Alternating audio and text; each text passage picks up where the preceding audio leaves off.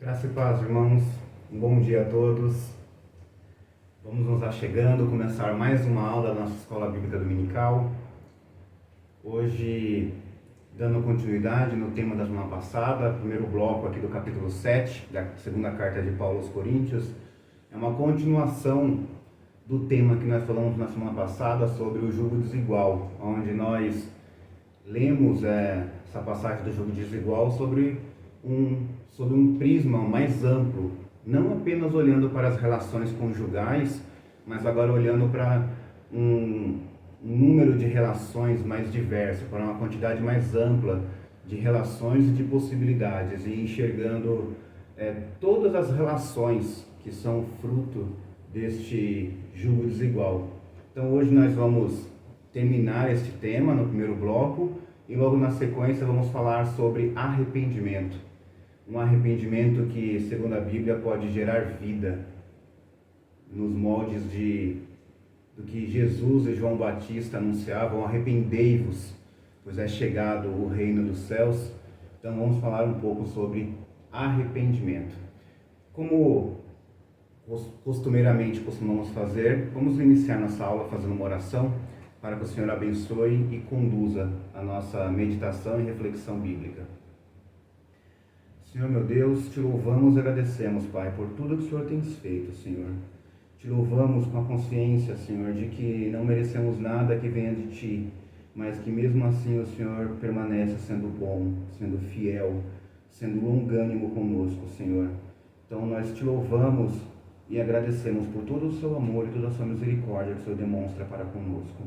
Eu te peço neste momento, Senhor, que o Senhor possa estar em cada lar neste momento, em cada casa, em cada celular, em cada TV ou em cada computador pelo qual essas pessoas estão assistindo esta aula neste momento, que o Senhor possa estar com elas, que o Senhor possa auxiliar-nos, Pai, em nossas meditações bíblicas, que o Teu Santo Espírito possa mediar este nosso fazer teológico, esta nossa reflexão, para que nós possamos, Senhor, estar sempre no centro da Tua vontade, caminhando, Senhor, aprendendo mais de Ti a cada dia. Então é isso que te peço, Senhor, e te agradeço.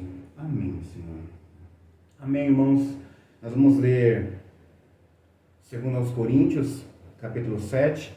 Como normalmente eu estou aqui cercado de várias versões bíblicas, eu amo as traduções e a multiplicidade, e em alguns textos polêmicos essas várias traduções elas podem nos auxiliar muito. Você vê como é que outras traduções da Bíblia elas vão tratar esses textos mais complexos de tradução. A gente vai passar por alguns aqui hoje, então eu gostaria de ler em mais de uma versão a passagem. E vamos ler primeiro todo o capítulo, depois a gente volta retomando passo a passo. Amados, visto que temos essas promessas, purifiquemo-nos de tudo que contamina o corpo ou o espírito, tornando-nos cada vez mais santos, porque tememos a Deus. Peço-lhes que abram o coração para nós. Não prejudicamos ninguém, nem desencaminhamos ninguém, nem nos aproveitamos de ninguém. Não digo isto para condená-los. Já lhes disse que vocês estão em nosso coração. Estamos juntos, seja para morrer, seja para viver. Tenho muita confiança em vocês, e de vocês tenho muito orgulho. Vocês têm me encorajado grandemente e me proporcionado alegria, apesar de todas as nossas aflições. Quando chegamos à Macedônia, não tivemos nenhum descanso.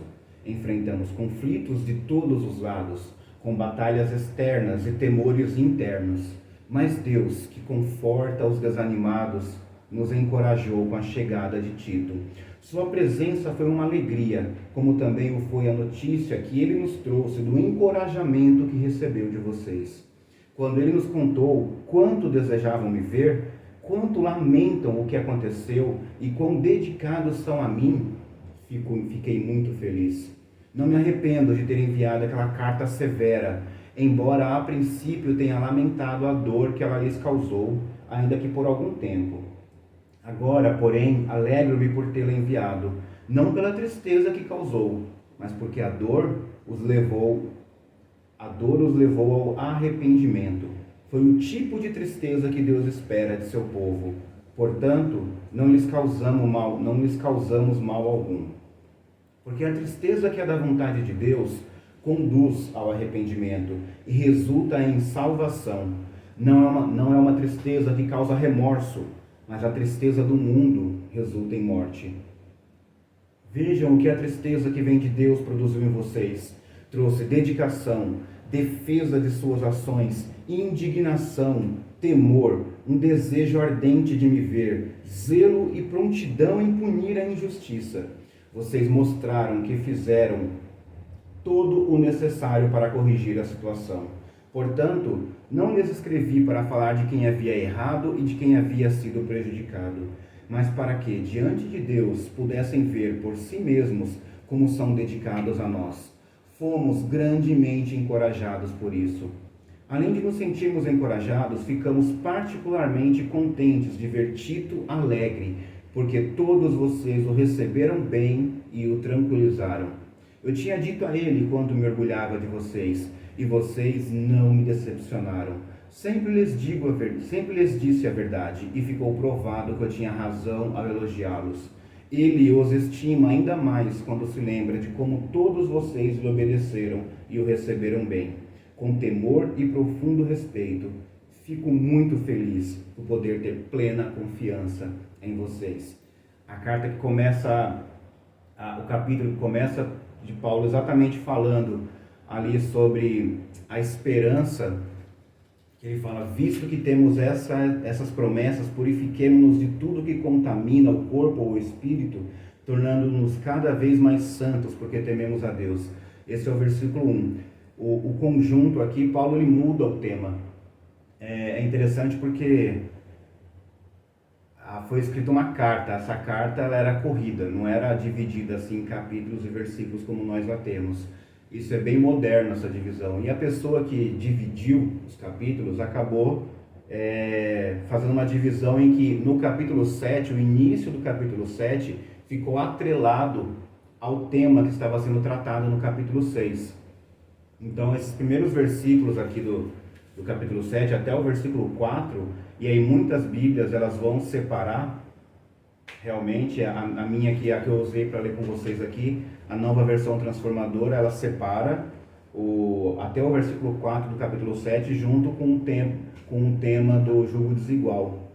A Almeida Revista Atualizada também, ela quebra esse texto também, deixando o capítulo 7, o início do capítulo 7 vinculado ao capítulo anterior. Então, vamos reler esses trechos exatamente com essa visão de quem sabe que Paulo vem falando sobre essas relações fruto de um jugo desigual. E aí ele fala, visto que temos essas promessas, a promessa que Paulo está falando aqui é a promessa do final do capítulo 6, que os 3 últimos versículos, eu falei na última aula, Paulo ele junta 3 passagens do Antigo Testamento e monta essa promessa que está aqui. Habitarei e andarei no meio deles, serei o seu Deus e eles serão o meu povo. Portanto, afastem-se e separem-se deles, diz o Senhor. Não toquem em coisas impuras, eu os receberei. Eu serei seu pai e vocês serão meus filhos e minhas filhas, diz o Senhor Todo-Poderoso. A promessa é exatamente essa, sobre a promessa de se nós não tocarmos em coisas impuras, seremos recebidos como filhos e filhas do Senhor Todo-Poderoso. Então, diante dessa perspectiva sobre o jugo desigual, sobre as cargas que são colocadas, as cargas mais pesadas sobre os ombros dos mais fracos, e é exatamente sobre isso que o jugo desigual fala, sobre essa carga mais pesada que é colocado para o mais fraco carregar, entendendo então de forma mais abrangente isso. Então, o que nos contamina? Porque purifiquemo-nos de tudo que contamina o corpo ou o espírito. É como se Paulo quisesse dizer que nós devemos nos manter afastados dessas coisas que contaminam o corpo e o espírito. Então, o que é que nos contamina? É interessante porque A palavra grega utilizada aqui, eu não vou falar porque realmente não vai adiantar de nada, mas a palavra grega utilizada, que foi traduzida como impureza, na Almeida Revista e Atualizada, ele fala: purifiquemo-nos de toda a impureza. Então, essa palavra que foi traduzida como impureza, ela só aparece aqui, em 2 Coríntios 7, versículo 1. Essa é a única ocorrência dessa palavra em todo o Novo Testamento. E, em geral, essa palavra ela é traduzida como impureza no sentido de impureza, de pureza religiosa, uma pureza cultual, no sentido de manter essa pureza cerimonial. Só que, se é sobre isso que Paulo está falando, então nós podemos nos fazer algumas perguntas. Se é sobre uma pureza cerimonial que Paulo está falando, então por que Cristo não se submete ao ritual de purificação após ser tocado pela mulher do fluxo de sangue? Porque, segundo a tradição judaica, aquela mulher que era impura, tudo que ela tocasse se tornaria impuro. Ela tocou Cristo. Então, segundo a tradição, Cristo teria que passar pelo ritual de purificação ou ele seria considerado como impuro. Se é sobre essa pureza cerimonial, religiosa, cultural que essa passagem está falando, por que Jesus ele faz questão de entrar em Jerusalém montado num jumento? Um jumento que, segundo a lei, lá em Levítico, é um animal impuro. Por que na parábola do filho pródigo, o pai, quando recebe o filho pródigo novamente, ele não exige que primeiro o filho se purifique antes de abraçá-lo, uma vez que o filho pródigo ele esteve cuidando de porcos, animais cerimonialmente imundos, e logo o filho também estava imundo, mas o pai simplesmente o abraça. Essas são perguntas que a gente tem que se fazer, porque nós temos propostas diferentes de interpretação para essa categoria de impureza. Uma dessas interpretações, até que a que é sugerida pelo próprio Hernandes Dias Lopes, é de que existem pecados da carne e pecados do espírito. Ele está falando dessas duas categorias de impureza, que são os pecados da carne e os pecados do espírito. Os pecados da carne, essas impurezas da carne, são as físicas, cerimoniais, de ordem religiosa. E aí entraria todas aquelas questões que eu citei sobre Jesus, sobre a parábola do filho pródigo. Comer um animal impuro, tocar em gente morta, tocar em sangue. Então, pecados da carne, coisas que contaminam nossa carne cerimonialmente. E as impurezas do espírito, elas cobririam as motivações, os desejos, os pensamentos. Trazendo exemplos práticos, a gente pode citar a parábola do filho pródigo, por exemplo. O filho pródigo, ele cometeu um pecado da carne, ele tocou em animal impuro, ele cuidava de porcos. Ele quebrou com a lei quando ele pediu a herança com o pai dele vivo. Segundo a lei judaica, se um filho pede herança com o pai vivo, então é como se ele dissesse que para ele o pai dele já estava morto. Ou como se ele quisesse que o pai dele estivesse morto. Mas como não está, então adianta a minha herança que eu estou indo embora. Então, pecados da carne. Só que o filho virtuoso, o filho que ficou na casa do pai, ele cometeu o pecado do espírito. Porque ele vivia na casa do pai, mas não se relacionava com ele. Estava sempre na igreja, mas não conhecia Deus. Apesar de morar com o pai, supostamente fazer a vontade dele, ele era incapaz de sentir empatia, demonstrar amor e misericórdia com o próprio irmão. Então, o filho virtuoso era cerimonialmente puro, mas constrangedoramente distante da vontade de Deus. Então, o Hernandes ele dá essa proposta de interpretação. Só que eu acho que é mais profundo. Eu acredito que, apesar da proposta ser boa, eu acredito que ele está falando além. Porque ele não está falando dessas coisas que são da cerimônia, do culto, da religião. Eu acredito que Paulo está falando exatamente sobre coisas, comportamentos, sentimentos que que eles são capazes de adoecer o corpo e a alma. Então, o Paulo está falando de um tipo diferente de impureza. Ele está falando de uma impureza que é capaz de contaminar corpo e espírito. Uma impureza que ela pode ser somatizada. Ela adoece corpo e alma.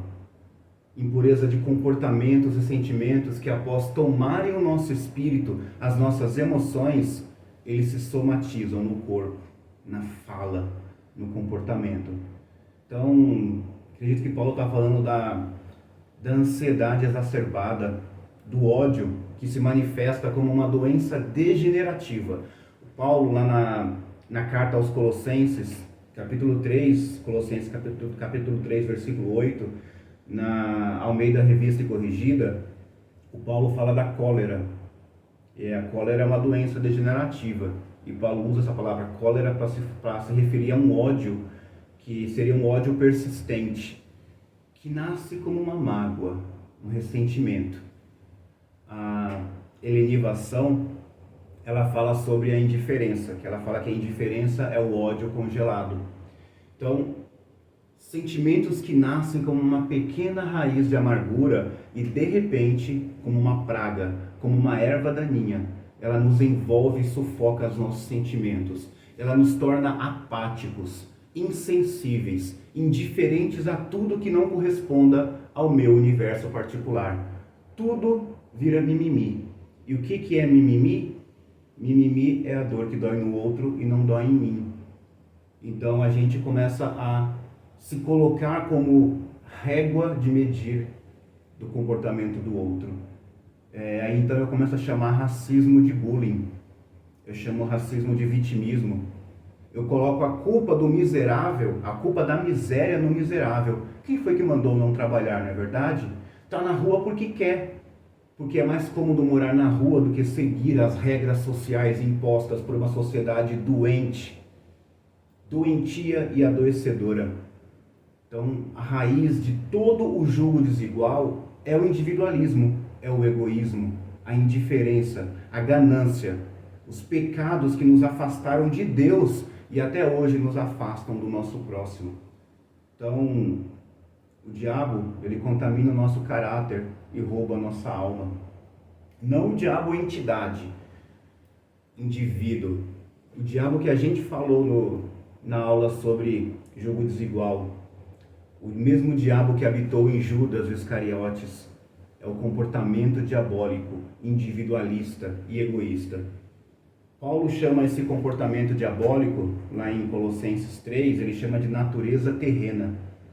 E aí, no versículo 5 de Colossenses 3, Paulo diz aos irmãos de Colosso: façam, pois, morrer, mortificai, anulem essa natureza terrena que habita em vocês.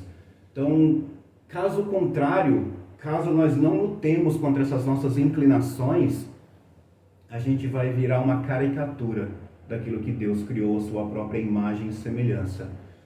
O comportamento diabólico,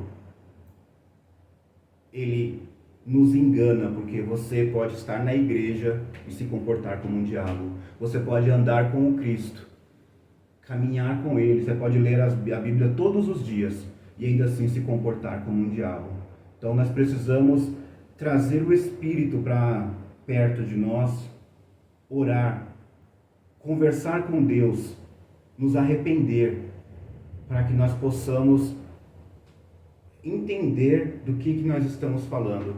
Que tudo isso daqui, você pode ler a Bíblia e mesmo assim não entender do que ela está falando, porque você lê a Bíblia procurando soluções para o outro.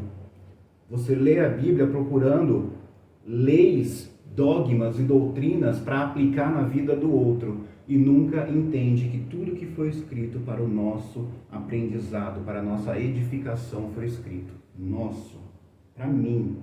Tudo isso que eu estou lendo, que eu estou falando, se aplica para mim, na minha vida também. Eu não estou aqui ensinando como quem entende que não precisa disso. Isso aqui, essa palavra primeiro fala comigo. E só então eu posso trazê-la para os irmãos. Dando sequência, o Paulo vai finalizar esse bloco rememorando a forma afetuosa, ética e amorosa com que ele tratou com os coríntios. Versículo 2: peço-lhes que abram o coração para nós. Não prejudicamos ninguém, nem desencaminhamos ninguém, nem nos aproveitamos de ninguém. Então, não digo isso para condená-los. Já lhes disse que vocês estão em nosso coração. Estamos juntos, seja para morrer, seja para viver. Tenho muita confiança em vocês e de vocês tenho muito orgulho. Vocês têm me encorajado grandemente e me proporcionado alegria, apesar de todas as nossas aflições. Então, Paulo está falando a ninguém, ao meio da revista atualizada, vai falar assim: a ninguém tratamos com injustiça, a ninguém corrompemos, a ninguém exploramos. Paulo trata todos com fidelidade. Estamos juntos para viver e para morrer, e com a sinceridade. É sutil, bem sutil, mas Paulo está fazendo um contraponto entre as relações que são fruto do jugo desigual, da desigualdade, e as relações que nascem em Deus, fruto da amizade e a comunhão de pessoas transformadas pelo Espírito. Relações que vêm da desigualdade, elas só produzem e perpetuam injustiças. Elas corrompem os puros e os ingênuos. Elas exploram os menos favorecidos. Relações frutos de um jugo desigual, ela não é fiel a ninguém. A pessoa é fiel àquele que favorece ele naquele momento. Ela nunca age com sinceridade. Sempre existe uma segunda intenção por trás. Então, se nós entendermos isso e lendo este pedaço aqui, relembrarmos do versículo 6, lá do capítulo 6, que foi a primeira aula primeira aula do ano, a aula que foi ao ar dia 3, a gente pode ver que Paulo está falando exatamente sobre alguns indícios, pilares, alguns comportamentos que mostram que nós somos pessoas transformadas por Deus. Versículo 6, vamos lá. Então, mostramos quem somos por nossa pureza, sem segundas intenções. Mas pureza não é ser ingênuo, também sem ingenuidade. Nosso entendimento, discernindo os espíritos, os sofismas, as intenções. Nossa paciência e nossa bondade. Longanimidade, sabendo ser pacientes e amorosos, assim como Deus também foi conosco. Pelo Espírito Santo que vive em nós. Nós somos moradas de Deus, templo do Espírito. E a cada dia esse mesmo Espírito nos transforma e aperfeiçoa. Vivemos com essa certeza. Essa não é a última versão de nós. Todos nós podemos e devemos dar lugar para a mudança que Deus quer fazer em nossas vidas. Nós não somos uma obra acabada, terminada. A gente está sendo transformado a cada dia. E essa transformação ela vai passando pela renovação do nosso entendimento. Então, damos lugar, sabendo que nós não sabemos tudo. Hoje eu não estou com a camiseta, mas na semana passada eu estava. Quem já sabe tudo é porque não entendeu nada. Então, nós não sabemos tudo. Nós estamos aqui todos nessa caminhada, aprendendo uns com os outros. E para finalizar, por nosso amor sincero, sem fingimentos, genuíno. Esses comportamentos que Paulo está falando, eles são balizas colocadas para sabermos como nos relacionar com o próximo, como devemos agir enquanto filhos de Deus. Amém? Dando continuidade, agora indo para a parte onde Paulo começa a falar sobre o arrependimento, mas um tipo diferente de arrependimento, o arrependimento que gera vida e não que provoca morte. Paulo fala sobre arrependimento e remorso. Então, começando aqui, quando chegamos à Macedônia, não tivemos nenhum descanso. Enfrentamos conflitos de todos os lados, com batalhas externas e temores internos. Mas Deus, que conforta os desanimados, nos encorajou com a chegada de Tito. O Paulo está falando aqui sobre essas batalhas externas, esses temores internos, são aqueles relatados na primeira parte do capítulo 6, na aula da fé como ânimo para a caminhada. Sua presença aí, mas Deus que conforta os desanimados nos encorajou com a chegada de Tito. Sua presença foi uma alegria, como também o foi a notícia que ele nos trouxe do encorajamento que recebeu de vocês, quando ele nos contou quanto desejavam me ver, quanto lamentam o que aconteceu e quão dedicados são a mim. Fiquei muito feliz. Não me arrependo de ter enviado aquela carta severa, embora, a princípio, tenha lamentado a dor que ela lhes causou, ainda que por algum tempo. Agora, porém, alegro-me por tê-la enviado, não pela tristeza que causou, mas porque a dor os levou ao arrependimento. Foi o tipo de tristeza que Deus espera de seu povo. Portanto, não lhes causamos mal algum. Porque a tristeza que é da vontade de Deus conduz ao arrependimento e resulta em salvação. Não é uma tristeza que causa remorso, mas a tristeza do mundo produz morte, resulta em morte. No versículo 8, Paulo faz alusão a uma carta severa que foi enviada anteriormente. Muitos especialistas vão dizer que essa carta é a terceira carta de Paulo aos Coríntios que foi perdida. O que nós teríamos hoje de primeira e segunda carta seria, na verdade, a segunda e a quarta, porque a primeira carta se perdeu e a terceira, se perderam as cartas ímpares. Se foi a terceira carta ou não, porque isso não é um consenso, o fato é que essa carta enviada por Paulo causou dor, causou tristeza. Não o tipo de dor e tristeza provocadas pelas contingências da vida, mas a dor e a tristeza provocadas pelo nosso próprio pecado. É bom pensar nisso, porque não é o tipo de dor e tristeza que você não pode evitar. Não é o tipo de dor e tristeza que a vida traz e você não tem nenhum controle sobre esses fatos. Mas é aquele tipo de dor e tristeza provocada por quando você erra. Quando você pisa na bola, quando você comete algum tipo de erro. E esse tipo de erro ele tem consequências. Ele vai trazer consequências. Então a carta que Paulo enviou era uma carta de correção, disciplina. Era um puxão de orelha de Paulo. E é interessante porque quando a conta chega, e uma hora a conta sempre chega, qual que é a nossa postura diante do estrago provocado pelos nossos erros? Nós sentimos uma culpa momentânea, fazemos um ato bondoso de compensação e posteriormente retornamos na condição de poder errar novamente, porque é assim que a lógica funciona na nossa cabeça. Eu errei. Então eu faço um ato de compensação, eu faço algum tipo de forma de recompensar a pessoa para poder pagar pelo meu erro, e aí depois eu estou pronto para errar novamente, porque é um saldo, eu quitei o saldo, estou pronto para usar o limite outra vez, certo? Então uma pessoa, ela é infiel com o seu parceiro conjugal, e aí então ela dá um cartão de crédito sem limite para outra pessoa como forma de compensação. E aí ela continua com a sua prática pecaminosa.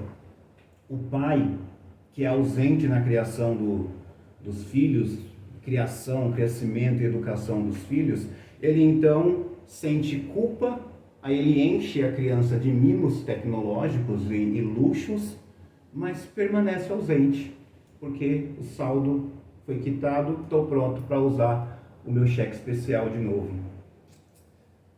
Esse tipo de culpa, esse tipo de comportamento, esse remorso, ele só vai produzir morte. Ele vai perpetuar a prática do pecado. E aí Jesus vai dizer que o salário do pecado é a morte. Então, esse tipo de comportamento, ele não soluciona. Ele simplesmente vai perpetuar. A gente vai seguir sempre tentando quitar o nosso karma e nos colocar novamente em condição de poder pecar novamente. Agora, se a gente, como homens e mulheres de Deus, entendermos esses problemas, esses momentos como oportunidade para que nós possamos refletir nossas ações e motivações, se nós, no momento de tristeza e de culpa, convidarmos o Espírito para passar este processo conosco, só então poderá haver cura, restauração, mudança de mente e mudança de atitude. No versículo 10, Paulo fala: porque a tristeza que é da vontade de Deus conduz ao arrependimento e resulta em salvação, cura, libertação, comunhão com Deus e comunhão com o meu próximo. Ele não nos separa, ele não nos isola, ele não perpetua o pecado, ele soluciona o problema. Ele nos mostra as consequências do nosso erro e não fica tentando fazer a gente reparar aquilo de uma forma de aplacar a sua consciência, mas sim de solucionar, cortar o mal pela raiz, de uma vez por toda, extinguir o relacionamento, extinguir esse tipo de comportamento pecaminoso. Versículo 11, Paulo fala: vejam o que a tristeza, ele está falando da tristeza fruto da correção, a tristeza que vem de Deus produziu em vocês. Trouxe dedicação, defesa de suas ações, indignação, temor, desejo de me ver, zelo e prontidão em punir a injustiça. Vocês mostraram que fizeram todo o necessário para corrigir a situação. Paulo ele colocou vários pontos aqui e eu quero falar sobre um deles de cada vez, que Paulo fala da dedicação, trouxe dedicação. A dedicação, não uma dedicação de barganha, sabe? Dedicação como barganha, como forma de vou me dedicar para compensar, como uma forma de compensação, mas é uma dedicação como entrega genuína, de quem faz sem esperar nada em troca. A dedicação de quem entrega tudo, sabendo que nada poderia pagar o preço do que Deus fez por nós. A dedicação de quem se ocupa em Deus e na obra de Deus, com o entendimento de que nós somos apenas cooperadores, mordomos, administradores de algo que não é nosso. Por isso nós fazemos com zelo, com responsabilidade. Por isso a dedicação. Para no final da nossa carreira, no final de tudo, nós recebermos a mais alta honraria que podemos receber no reino de Deus. O título de servos inúteis. Pois não fizemos nada mais do que nos foi ordenado e deixado como exemplo em Cristo. Então, um servo inútil é o que nós somos. Defesa de suas ações é o próximo que Paulo fala. É interessante porque o termo empregado aqui, nas traduções da Nova Versão Transformadora e da Almeida Revista Atualizada, ela é utilizada no sentido de justificativa, de justificar-se, defesa de suas ações, no sentido de justificativa. Mas não é um justificar-se no sentido de provar a sua inocência. Quando alguém fala sobre justificar-se, Paulo está falando sobre arrependimento. O que justificar-se tem a ver com arrependimento? Não é justificar-se no sentido de provar a inocência. É justificar-se no sentido de fazer-se justo ao reconhecer o próprio erro e tornar o perdão possível. É desculpar-se. Então vamos relembrar quem é o justo para Deus.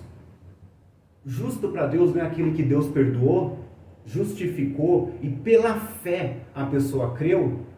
Então se você ler essa passagem em outra versão, a NVI, ela traz assim, e a Bíblia de Jerusalém também traz assim. Vamos abrir aqui na Bíblia de Jerusalém, eu estou com ela fácil aqui.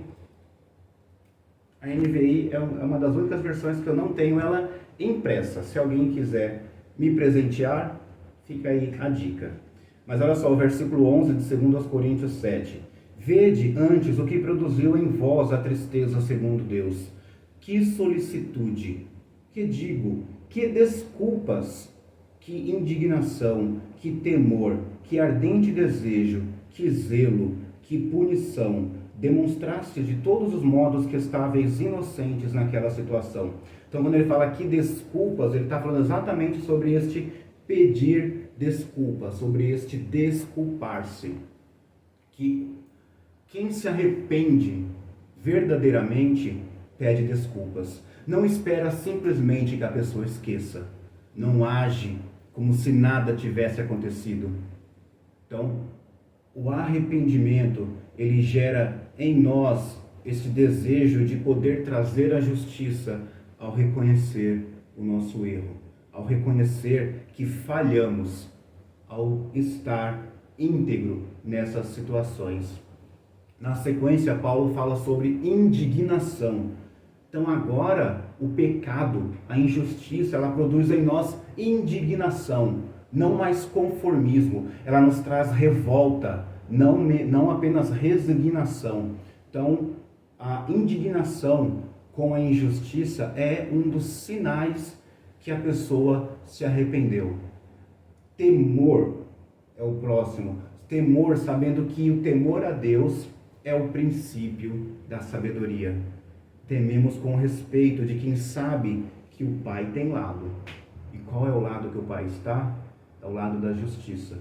É o lado de quem foi oprimido, de quem foi humilhado. Nós tememos a Deus com a consciência de quem sabe que quando o mar vermelho se abrir, só passa quem estiver do lado da justiça. Saudades, a demonstração mais pura e simples de afeto. Eles foram chamados a atenção, receberam uma correção da parte de Paulo, mas eles não se ressentiram com a puxada de orelha, eles não se melindraram, não se ofenderam, não se comportaram como quem está com o ego ferido, levando tudo como uma ofensa pessoal. Zelo e prontidão em punir a injustiça, não conviver com o erro, não aceitar. Quando ele fala de zelo e prontidão, quer dizer pressa. Eu tenho pressa para resolver isso. Não é uma passividade. É ter pressa em resolver a questão. Não deixar que a raiz de amargura germine ou que nós nos tornemos compassivos em viver em pecado. Então, todos esses pontos que Paulo está falando são sinais do arrependimento que Deus quer de nós, do arrependimento que Ele exige de nós, e até o arrependimento que, quando nós falamos o anúncio que iniciou em João Batista e dá sequência em Jesus, arrependei-vos porque é chegado o reino de Deus. Então, quais são os sinais desse arrependimento? Aqui estão, sinais do arrependimento. E nós sempre pensamos nesses pecados, nos pecados individuais e pessoais cometidos nas nossas micro-relações. Então, mentira, infidelidade, ganância, homicídio, o ódio e vários outros pecados. Mas nós podemos também destacar os pecados estruturais e sociais. Sim, podemos, porque nós vivemos em uma sociedade que ela convive passivamente com a corrupção. É um pecado estrutural. Nós vivemos em uma sociedade que convive pacificamente com a desigualdade social. É um pecado social. Pecado esse fruto da ganância e da acumulação egoísta. Convivemos pacificamente com o feminicídio, com o extermínio do povo preto e periférico. Então, esses pecados que estão na nossa sociedade, ele não gera em nós revolta, indignação. Então, a nossa sociedade é uma sociedade que precisa arrepender-se. Nós não nos arrependemos nos moldes bíblicos. Vivemos uma sociedade iníqua, de pessoas que preferem alimentar um faminto e depois se vangloriar por fazê-lo do que eliminar as causas da fome em nosso país. Eu lembro uma fala do Fuf, quando ele dizia nas aulas do Vida e Missão, e que ele dizia que os pobres precisam existir para que os ricos possam continuar sendo bons. E ele dizia isso no sentido de que, se não houver o pobre, para quem o rico vai demonstrar bondade? Não é verdade? Quando o reino de justiça, paz e alegria é um reino onde não há esse tipo de demonstração de bondade, porque não há pobres, não há essas desigualdades, porque o próprio Deus é o Deus que promove justiça neste reino. Então, nós precisamos, mais do que enxergar essas desigualdades, nós precisamos combatê-las. Só que a gente não combate. E mais do que não combater, nós, enquanto sociedade, nós combatemos quem combate. e denuncia essa desigualdade.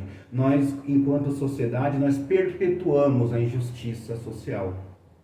Recentemente, o padre Júlio Lancelot, aqui de São Paulo, ele tem um trabalho magnífico ali na região da Moca, e ele estava comentando exatamente sobre as ameaças de morte que ele recebeu, e ele disse que em uma sociedade muito desigual, quem luta pela igualdade é uma ameaça, causa incômodo, porque a nossa sociedade fabricou a miséria e agora ela quer escondê-la.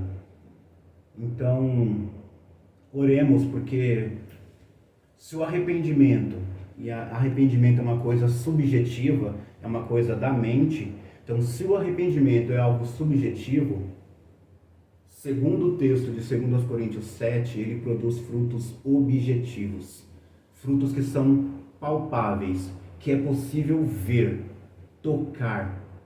Então, nós não julgamos as pessoas, nós julgamos os frutos. E aqui estão frutos de arrependimento. Então, produzamos frutos dignos de arrependimento. É o que está sendo falado aqui.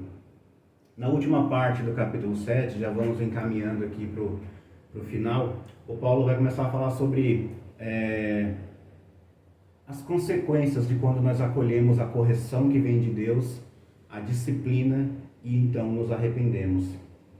A gente leu até o 11, eu vou dar sequência aqui. Portanto, não lhes escrevi para falar de quem havia errado e de quem havia sido prejudicado, mas para que diante de Deus pudessem ver por si mesmos como são dedicados a nós. Fomos grandemente encorajados por isso. Além de nos sentirmos encorajados, ficamos particularmente contentes de ver Tito alegre, porque todos vocês o receberam bem e o tranquilizaram. Eu tinha dito a ele quanto me orgulhava de vocês, e vocês não me decepcionaram. Sempre lhes disse a verdade, e ficou provado que eu tinha razão a elogiá-los. Ele os estima ainda mais quando se lembra de como todos vocês lhe obedeceram e o receberam bem, com temor e profundo respeito. Fico muito feliz por poder ter plena confiança em vocês.